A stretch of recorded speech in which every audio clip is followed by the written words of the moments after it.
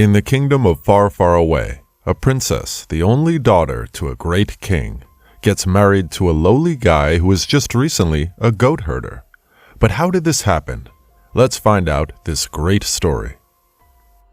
The land had been known far and wide as the Contented Kingdom, but these days nobody called it that, ever since an evil wizard cursed the kingdom to be plagued with ogres. As the kingdom was being plagued by ogres, there was a lowly goatherd named Leonard, who was also plagued by something else. Try as he might, he could not find love, or maybe love had not yet found him. On his way home, Leonard sees a lady dancing in a white dress, and tries to approach her, but he trips over and falls down. Leonard is so unlucky that even his talking animals are embarrassed for him. Elsewhere, the king was distressed, for no prince was worthy to marry his daughter. This is because when the princess was of age, the king declared that any prince or noble lord who vanquished the ogres would earn his daughter's hand. Every year, princes from far and wide came to test their might. They hoped to rid the kingdom of its curse, which said that as long as the ogres lived, the princess would marry no man. And so even on her birthday, she had no one to dance with except the king's dance master. Leonard's mom takes him to the birthday dance, hoping he'd get lucky, and they'd find him a lonely girl to dance with. However, Leonard messes up again and ends up spilling soup on her. Again, he goes back home with his head bowed. Even the pets thought he'd never reach such levels of outrageous clumsiness. That night, Mama finally reveals to Leonard that he was cursed by evil magic at birth. This explains why he was always invisible to love. He never even had a single sweet word, let alone a kiss or a picnic with a maid. That night he had nightmares of the renowned evil wizard who cursed him. Nevertheless, in his heart, he started feeling a faint stirring of hope. For if he could undo the curse, perhaps his luck would change. His neighbor then suggested he visit another renowned witch, the Witch of Bainhauer, for help. His mom taunts him for his courage, and how he thinks he will be betrothed to the princess, leaving the goats to milk themselves. With his mom's encouragement, he sets out for Bainbauer with his usual friends, his talking pets. Along Ogre Road he meets an injured Podrick, who is captain of the king's guard, and whose horse just got eaten up by the ogres. Leonard helps him up, and Podrick wishes him luck, and vows to remember his good deed. He can call for him at the castle, and he will repay him. Plus, if he finds that wife, he would like to know if she has a sister. Out in the woods, ogres chase after Leonard, and he knocks his head off a tree and faints. Moments later, his pets wake him up just outside the witch's home. Once inside, Leonard wishes for a wife, and the witch is confused since he has pets. However, he does long for that feeling of looking someone in the eye, and they look back, and you feel alive together. The witch thinks he needs to find a matchmaker. It's not until Leonard reveals that he was cursed by the evil wizard that the witch offers him a seat. The witch also sees through a mirror how he lives with his mom at home. She then decides to help him break the curse, but first, he must accomplish 3 tasks for her. Leonard gives the witch a stone he collected in the woods, but for the service he shall also repay her with his firstborn child. Leonard easily agrees, shocking the witch who thought he'd negotiate. The first task is to lift a piece of wood caber 10,000 times. As Leonard leaves, the witch wonders why in the world she said she wanted the firstborn child. To her it was just a cliché of the witches or due to the loneliness in her life. Strangely, she starts giving flowers and butterflies as if the goatherd just poisoned her. Lenny attempts to lift the caber, but he fails miserably and goes to cry in the woods. Meanwhile, as the princess is boring her maid with her life goals during their walk, they are attacked by some ogres. Thankfully, Lenny the Brave was around. He aims a rock at them, but hits the maid instead. Fortunately, though, the ogres turn to chase him, and the girls escape. Later that night, Lenny embarks on his home workout journey. Meanwhile, the witch is amazed to find out the stone that Leonard gave him is actually the powerful ogre stone. She immediately teleports to her parents to show them the precious stone previously used by the evil wizard. Her father, a knowledgeable weirdo, gets super excited and is actually intrigued by such immense power that was hiding with a lowly goat guy. The witch's mom has found a sultan interested in her hand, but she claims to be sick.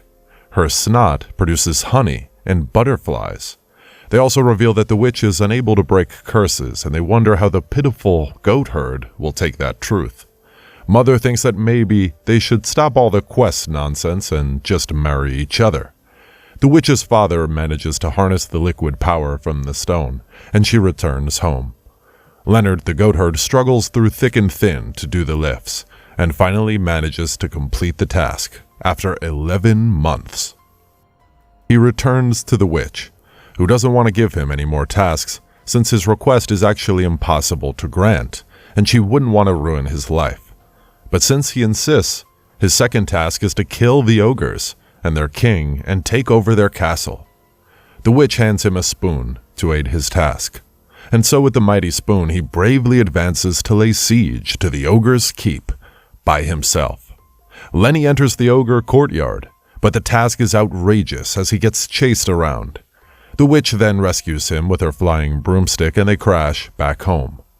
She actually meant that Leonard would cook some soup for the ogres and poison it with ogrebane. Meanwhile, time is running out for the king to see his daughter in another prince's chariot, and so he issues a notice throughout the kingdom that any soul that can rid him of the ogre curse shall earn his daughter's hand. Elsewhere, the witch has lunch with Leonard, and she has never smiled more. She then bestows upon him the ogre stone and asks him to bring the king's golden scalp and scepter to her as tokens. She also asks him not to die. The goatherd places the large soup pot outside the ogre kingdom's gate, and they carry it inside, with him inside it. When they leave, he poisons the soup with ogrebane and hides under a table.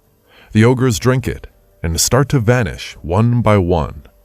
Their king finally vanishes, and the witch rejoices as he watches him through her magic mirror.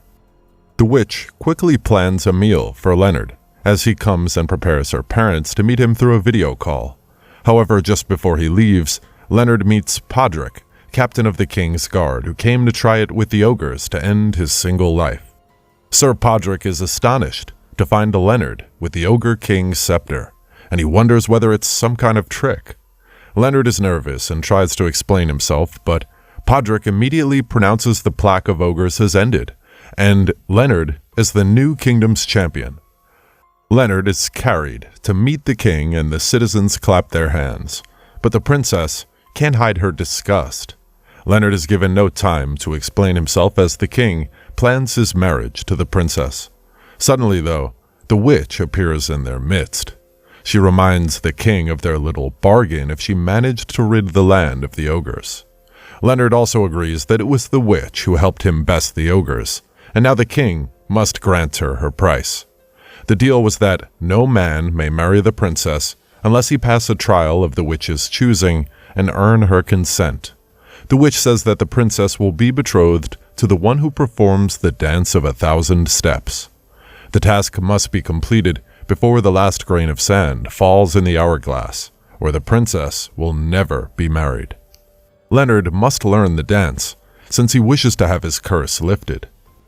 That night, Leonard learns that the evil wizard who had cursed him was actually his very own father.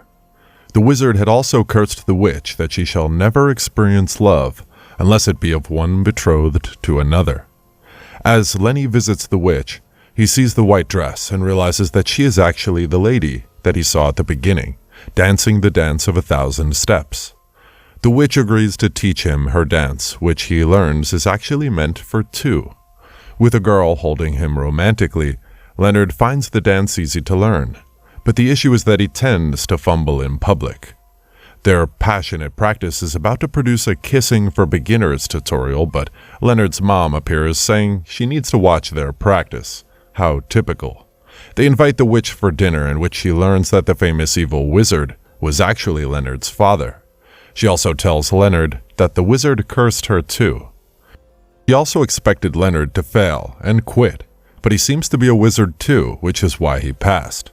The day had finally come, and no one could guess what fate the day might contain. First of all, everyone is shocked to see the goat herd dancing with the witch. They look cute though, and the shock turns to cheers. They do the dance, and the king names Leonard as a lord and announces a royal wedding, leaving the witch's heart crushed. As she's heading home, she meets a fairy who reminds her of the cute moments with Leonard, the goat herd. Surprisingly, while the couple-to-be exchanges vows, Lenny refuses to take the princess as his wife. He claims it's because he's old enough to be her father. Princess gets angry and goes off on everyone. She cries about the patriarchy that sets up girls in unwanted marriages with random country bumpkins. Her fit actually earns cheers from the audience. The witch returns just in time to pick up his curse mate, and they kiss. The witch asks the princess to choose anyone she wishes to marry, and she shockingly chooses her maid. The king has no strength for doing more quests, so he accepts.